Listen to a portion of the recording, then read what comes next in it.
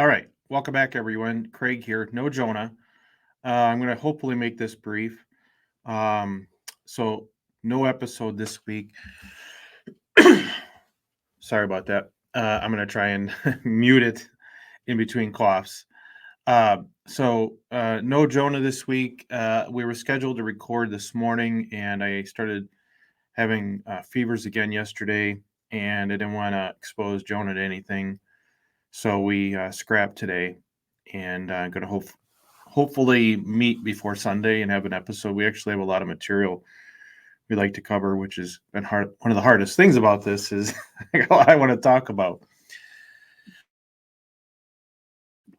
But so I had some blood tests done. It looks like probably I caught some weird thing like West Nile when we were camping recently.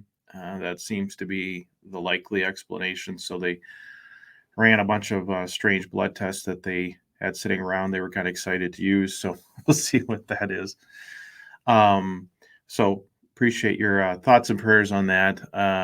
Hopefully, next couple days I'll have some results, and at least know what the heck I'm dealing with here, and if there's anything I could do to make it go away faster. But I did want to talk about one thing quickly, just because this has sort of been bothering me a little bit. Is one of the things that I see so much online is people that sort of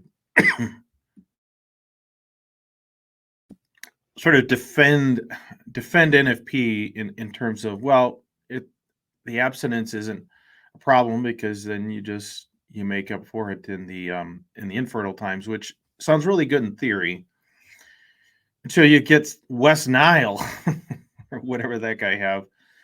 And yes, this thing fell smack dab in the kind of the one longer week long period that we get under the Marquette. So that, not that it's anything I'm really interested in because I feel so crappy, but it's sort of annoying because it's not like we can just come back next week and pick up where we left off, because we'll be back in another long abstinence period. And so those that don't have to deal with NFP, and I'm shocked. I'm actually shocked at how many people I encounter online who sort of minimize and push back at those of us that whine and complain about NFP, don't actually have any experience using it or don't have to use it or whatever.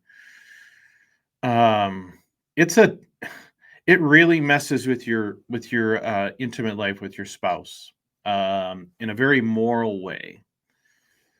And it's not just like the household sees the calendar and, okay, now we're on the day one of infertility. The kids all go to sleep at the right time, and you're not on vacation at the time, whatever. Like it doesn't work like that. It just doesn't, and it's really difficult. Like it's it's not even so much the abstinence itself, which is not easy.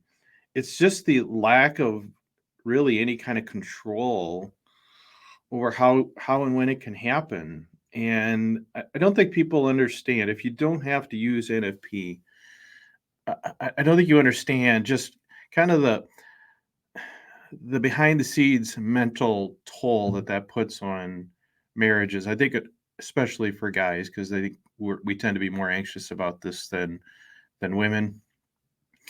But it is just it is really, really difficult.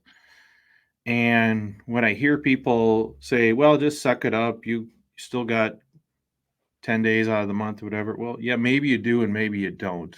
And people, couples that can do this and do this well, have my great respect. And I think do deserve more praise than they get, because you do a very hard job.